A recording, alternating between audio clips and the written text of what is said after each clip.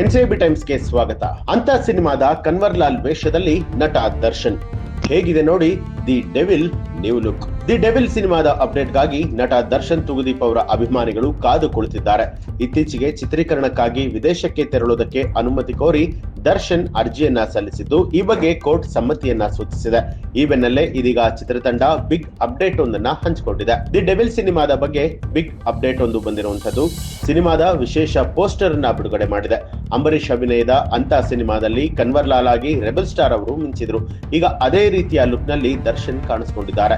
ಹೌದು, ಚಿತ್ರತಂಡ ಹಂಚಿಕೊಂಡಿರುವಂತಹ ಹೊಸ ಪೋಸ್ಟರ್ ನಲ್ಲಿ ಅಂಬರೀಶ್ ಅವರ ಕನ್ವರ್ಲಾಲ್ ಗೆಟಪ್ ನಲ್ಲಿ ದರ್ಶನ್ ಎಂಟ್ರಿ ಕೊಟ್ಟಿದ್ದಾರೆ. ಥೇಟ್ ಕನ್ವರ್ಲಾಲ್ ಪಾತ್ರದಲ್ಲಿನ ಅಂಬರೀಶ್ ಅವರ ರೀತಿಯೇ ಗಡ್ಡವನ್ನ ಬಿಟ್ಟು ಕೈಯಲ್ಲಿ ಸಿಗರೇಟು ಹಿಡಿದು ಪೋಸ್ಟರ್ ನಲ್ಲಿ ದರ್ಶನ್ ವಿಭಿನ್ನವಾಗಿ ಕಾಣಿಸಿಕೊಂಡಿದ್ದಾರೆ.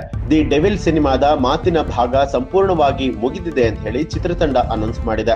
ಉಳಿದ ಕೆಲಸಗಳನ್ನೆಲ್ಲ ಮುಗಿಸಿ ಆದಷ್ಟು ಬೇಗ ತೆರೆಗೆ ಬರೋದಕ್ಕೆ ಚಿತ್ರತಂಡ ಪ್ಲಾನ್ ಮಾಡಿಕೊಂಡಿದೆ.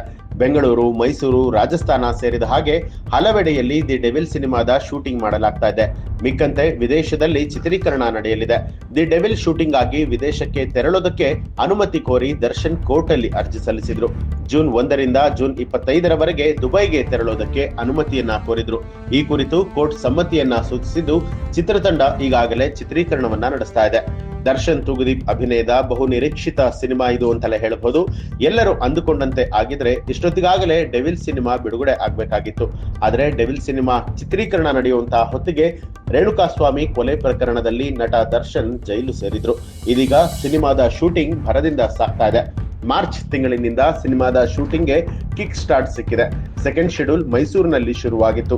ದರ್ಶನ್ ಜೊತೆಗೆ ಸಿನಿಮಾದ villain big boss Vinay Gowda ಸೇರಿದ ಹಾಗೆ ಹಲವರು ಶೂಟಿಂಗ್ ನಲ್ಲಿ ಭಾಗಿಯಾಗಿದ್ರು. ರಾಜಸ್ಥಾನದಲ್ಲೂ ಕೂಡ ಚಿತ್ರದ ಚಿತ್ರೀಕರಣ ನಡೆದಿದೆ. ಇದೀಗ ವಿದೇಶದಲ್ಲೂ ಕೂಡ ಚಿತ್ರೀಕರಣ ನಡೀತಾ ಇದೆ. ಇನ್ನು ಡೆವಿಲ್ ಸಿನಿಮಾಕ್ಕೆ ತಾರಕ್ ಡೈರೆಕ್ಟರ್ ಮಿಲನ ಪ್ರಕಾಶ್ ಆಕ್ಷನ್ ಕಟ್ ಹೇಳ್ತಿದ್ದಾರೆ. ದರ್ಶನ್ಗೆ ಜೊತೆಯಾಗಿ ರಚನಾ ರೈ, ವಿನಯ್ ಗೌಡ, ಶರ್ಮಿಳಾ ಮಾಂಡ್ರೆ ಸೇರಿದ ಹಾಗೆ ಹಲವರು ಜೊತೆಯಲ್ಲಿ ನಟಿಸ್ತಾ ಇರುವಂತದ್ದು.